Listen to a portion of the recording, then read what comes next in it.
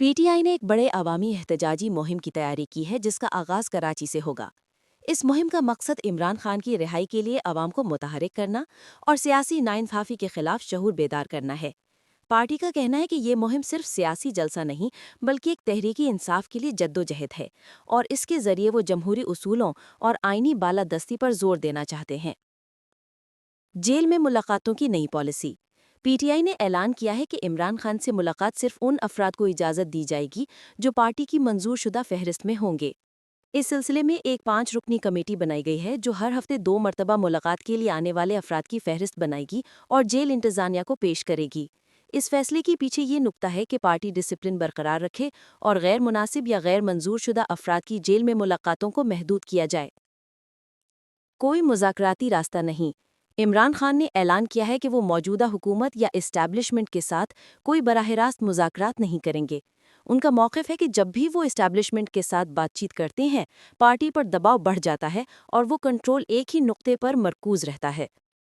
عمران خان کے مطابق سیاسی رابطے صرف اتحاد کے رہنما محمود خان اچکزئی کے ذریعے ہوں گے، نہ کہ براہ راست اسٹیبلشمنٹ کے ساتھ۔ خیبر پختونخوا میں وزیر اعلیٰ کی تبدیلی اور تنازع۔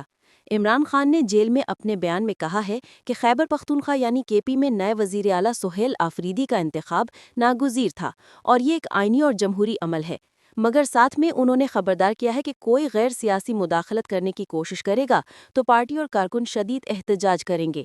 عمران خان نے آفریدی کی تقرری کو پی ٹی آئی کی تنظیمی اور نظریاتی پالیسی کا حصہ قرار دیا ہے، کیونکہ آفریدی نے طالب علمی اور تنظیمی سیاست میں حصہ لیا ہے اور پارٹی کے بیانیے کے گراس روٹ جذبے کی عکاسی کرتا ہے۔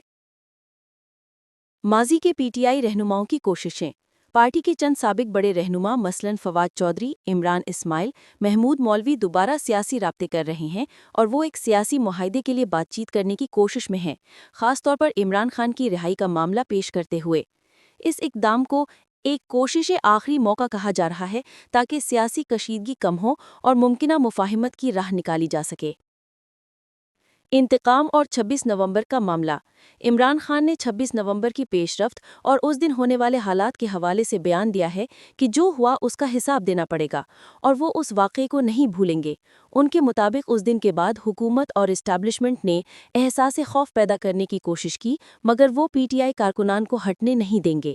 علیمہ خان یعنی عمران خان کی ہمشیرہ نے میڈیا کو بتایا ہے کہ پارٹی لیڈروں کو ہدایت دی گئی ہے کہ وہ لاپتہ کارکنان کی تعداد اور حالات کو واضح کریں اور اس معاملے کو عوامی سطح پر اٹھایا جائے۔